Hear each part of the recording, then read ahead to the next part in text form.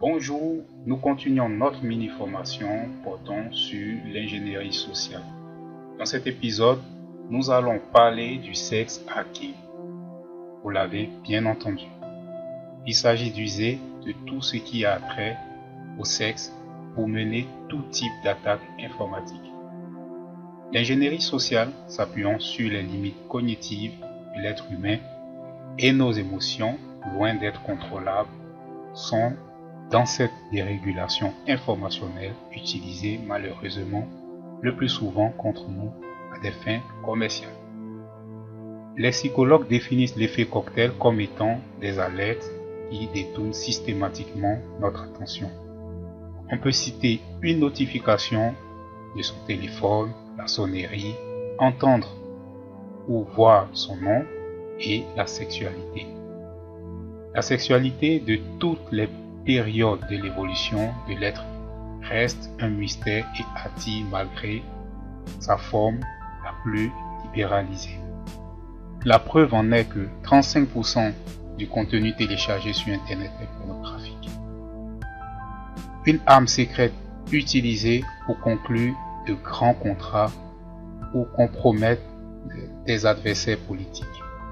Cette technique sur le web peut être utilisée différemment. Voyons quelques exemples.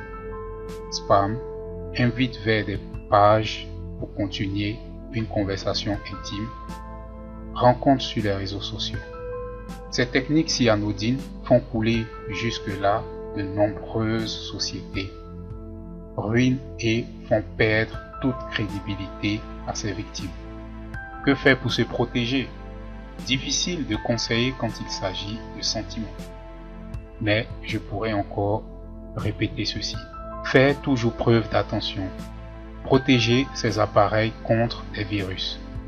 Ne pas cliquer sur des liens douteux. Faire souvent référence à ce conseil enfantin. Ne parle pas aux inconnus. Je terminerai cette séance par un extrait du livre Apocalypse cognitive de Gérard Bronner. Le danger qui pèse sur notre destin commun ne tient pas seulement à cette appétence pour la jouissance à court terme et notre tendance dopaminovore. Si notre temps de cerveau est sans cesse détourné vers des sollicitations infertiles, celles-ci ont en outre tendance à éditorialiser notre monde, c'est-à-dire à proposer un mode d'intelligibilité qui ne va pas toujours dans le sens de la rationalité qu'avaient imaginé nos descendants. Merci et à bientôt.